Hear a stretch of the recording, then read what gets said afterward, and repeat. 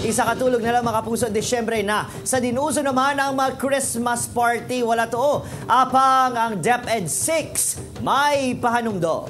Suno sa DepEd Adrian, ginadumilian ang pag-require sang alamutan kag solicitation para sa Christmas party sa mga eskwelahan. Yaring balita ang atong gintutukan. Makakaon kaupo ng classmates kag abyan. May games kag syempre may exchange gifts.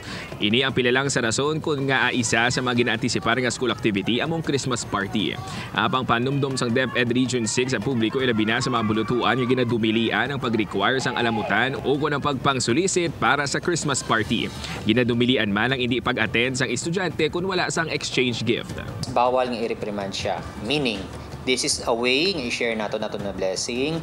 This is a time nga dapat ipaambit man nato ng aton nga mga blessing sa mga kubos naton nga mga learners and also mga ginikanan nila.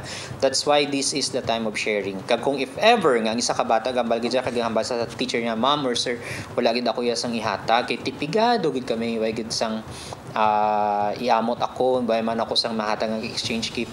Hindi ina siya rason hindi siya ka-join. Sa kabudlay kuno subong sang pagpangita sang kinawala pabor sa ini mga patakaran ang lolo nga si Joe Marie. Sige, hindi na lang mag-attend. Ti ang bata kaluluoy kay ti gasalig man siya nga amo nabi may Christmas party sila tapos hindi siya ka-attend. Ang sa wala epekto sa ginikanan o sa lolo, sa bata ang epekto, sir. Si Manong Agustin, pabor man nga bisan wala sang pangregalo, dapat pasugtan ng estudyante nga magtambong sa Christmas party. Kay te karuya man sa bata nga wala sa yamot sir mo, hindi sa ka-attend.